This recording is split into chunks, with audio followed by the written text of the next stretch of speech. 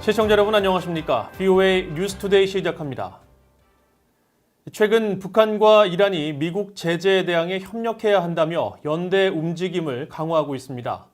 전문가들은 북한과 이란이 서로 무기 기술과 외화 교환 등의 거래를 지속할 수 있다면서 이런 시도는 이들 국가들에 대한 추가 제재 조치에 대해 정당성을 부여할 수 있다고 지적했습니다. 첫 소식 오택성 기자가 보도합니다. 이란 관영 IRNA 통신은 9일 모조타나 졸루르 이란 국가안보외교위원회 위원장이 한성주 주 이란 북한 대사를 만나 미국의 잔혹한 제재에 맞설 제재국가 모임을 발족할 것을 제안했다고 보도했습니다. 앞서 지난 2일에는 한 대사가 이란 무역청장을 만나 양국이 합동무역기구를 만들자고 제안한 내용도 전해졌습니다. 핵 미사일 개발 등으로 미국의 제재를 받고 있는 이란과 북한이 상호 협력을 강화하는 움직임입니다. 브루스 베넷 미국 랜드연구소 선임연구원은 북한과 이란의 이 같은 협력이 양측 거래의 상호 상승 효과를 노린 전략적 판단에 기반한 것일 수 있다고 분석했습니다.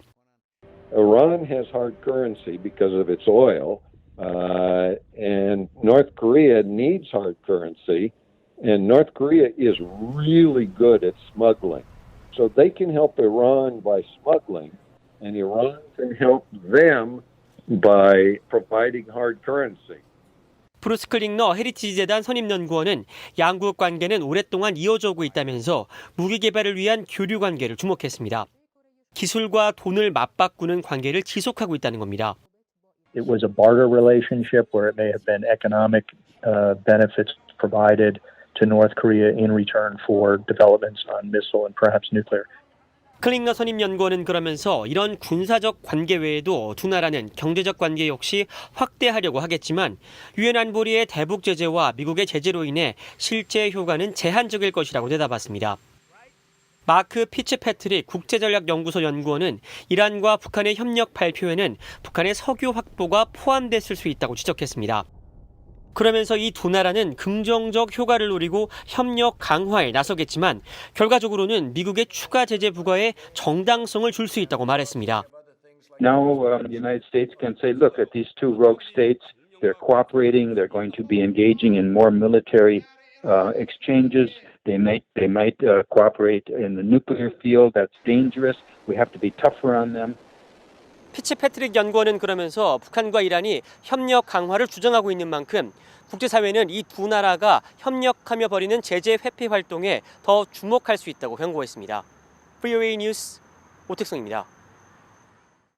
북한이 미사일 관련 능력을 급격히 발전시키고 있으며 북한과 중국이 영내 큰 안보 위협이 되고 있는 만큼 인도 태평양 지역 국가들의 협력을 강화할 필요가 있다고 고노다로 일본 방위상이 밝혔습니다. 고노 방위상은 9일 미국의 민간 연구단체인 전략국제문제연구소 CSIS가 주최한 화상대담에서 북한이 최근 미사일 능력을 급속도로 발전시키고 있다면서 그들의 의도에 훨씬 더 주의를 기울일 필요가 있다고 지적했습니다. 그러면서 일본은 북한의 탄도미사일 방어를 위해 이지스 어쇼 방어 시스템 배치를 추진했지만 안전상의 이유로 철회했으며 새로운 방어 시스템 도입을 고려하고 있다고 말했습니다. 고노 방위상은 또 북한을 비롯해 최근 중국도 방위비 지출을 크게 늘리는 등 영내에서 일본의 안보 위협이 되고 있다면서 인도 태평양 지역에서 인식을 같이 하는 국가들이 이들에 대한 공동 대응 역량을 구축해야 한다고 강조했습니다.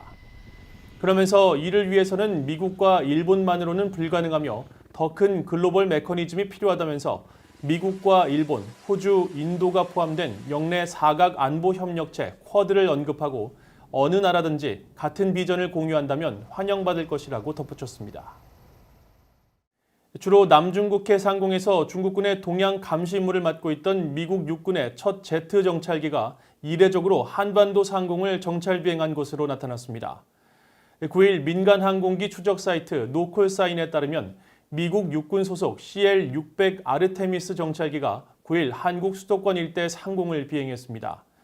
CL-600 계열의 정찰기는 지상전차와 미사일, 레이더 기지를 포함해 해상 선박 움직임까지 군 전반의 동향을 파악할 수 있는 능력을 갖춘 것으로 알려져 있으며 최근 중국군이 군사훈련을 강화하고 있는 동중국해와 남중국해 인근에서 자주 출격했던 기종입니다.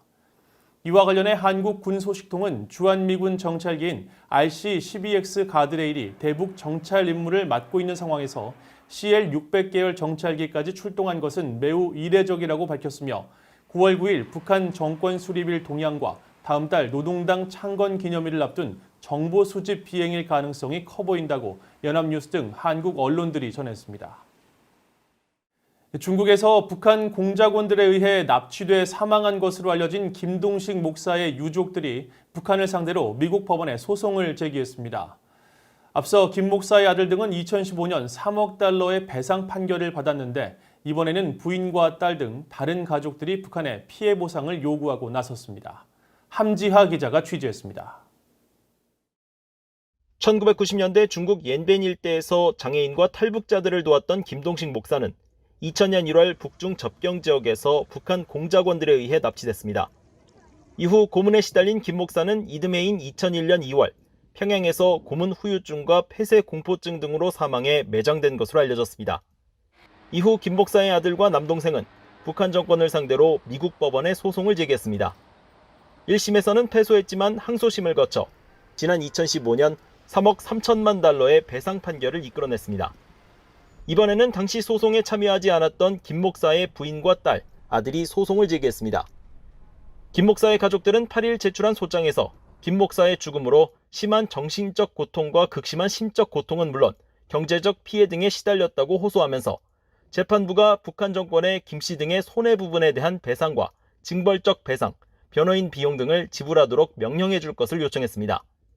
피고로는 북한 정권과 이를 대표하는 리선권 북한 외무상을 지목했습니다. 앞선 승소 판결을 바탕으로 한 추가 소송인 만큼 다시 승소 판결이 내려질 경우 북한이 지불해야 할 배상금은 이번에도 억 단위로 책정될 가능성이 높습니다. 이번 소송은 미국이 지정한 테러 지원국을 상대로 소송을 제기할 수 있도록 한 외국 주권 면제법 조항을 근거로 했습니다.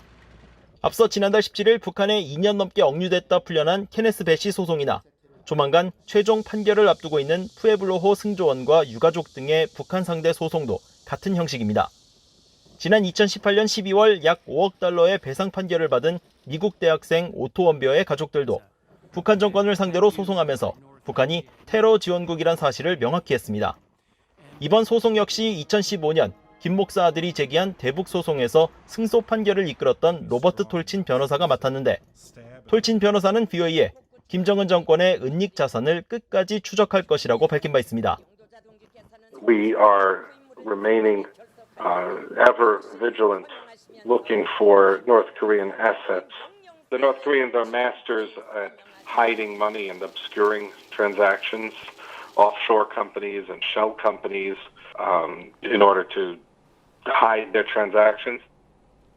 앞서 미국 사법당국은 불법적인 석탄 대북 제재 위반 혐의로 몰수한 북한 선박 와이즈 어네스트호를 지난해 매각했는데 선박 매각 대금은 북한 정권이 배상해야 하는 금액에 산정된 것으로 알려졌습니다.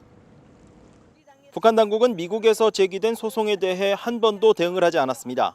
이번에도 그럴 경우 재판부는 원고의 주장을 바탕으로 한 궐석 판결을 통해 북한 측에 패소를 명령하게 됩니다. VOA 뉴스 함지아입니다. 북한 관영 조선중앙통신은 9일 9호 태풍 마이삭으로 인한 함경남도 검덕지구 피해 발생과 관련해 김정은 국무위원장이 중앙군사위 확대 회의를 열고 예상치 못한 태풍 피해로 부득이하게 국가적 연말 투쟁 과업들을 전면적으로 고려하고 투쟁 방향을 변경하지 않을 수 없게 됐다고 말했다고 보도했습니다. 9월 9일 정권 수립 72주년에 앞서 열린 이번 회의에서 경제 실패를 자인한 것으로 지난달 노동당 전원회의 때 경제 실패 인정에 이은 두 번째 발언입니다. 이에 대해 한국정부 산하 국책연구기관인 통일연구원의 홍민 북한연구실장은 검덕지구에서 생산되는 광물들이 철강이나 건설자재, 군수물자 생산에 들어가는 주요 소재로 전략적 경제적으로 매우 중요한 곳이라면서 이곳에 큰 피해가 발생한 것은 북한에 큰 타격이 됐을 것이라고 지적했습니다. 또 김영석 전 한국통일부 차관은 연말 목표의 수정이 불가피하다는 김 위원장의 언급은 신종 코로나 바이러스 사태, 홍수와 태풍 등 대규모 자연재해까지 겹치면서 북한이 매우 심각한 경제적 위기에 봉착했음을 보여준다면서 김 위원장의 경제난 인정 태도는 재난 국면이 자신의 지도력에 입힐 타격을 최소화하기 위한 것이라고 분석했습니다. 해리 해리스 주한 미국 대사가 9일 자신의 트위터를 통해 한국의 9월 독서의 달을 맞아 자신의 책상에 놓인 책들을 공유한다며 김정은 북한 국무위원장의 모습이 담긴 표지 등 7권의 책 표지를 함께 올렸습니다. 해리스 대사가 공개한 북한 관련 서적은 미국의 추리 소설인 평양의 이방인과 워싱턴 포스트 베이징 지국장인 애나 파이필드 기자의 김정은 위원장 평전 마지막 계승작, 정박 브루킹스 연구소 한국 석자가 펴낸 북한 체제 분석 저서 비커밍 김정은을 비롯해 한국의 문정인 대통령 통일 외교안보 특별보좌관과 존 델러리 연세대 국제대학원 교수가 공동으로 펴낸 정치이론서 브리징 더 디바이드 등 4권입니다. 이상으로 VOA 뉴스투데이를 마칩니다. 시청해주신 여러분 고맙습니다.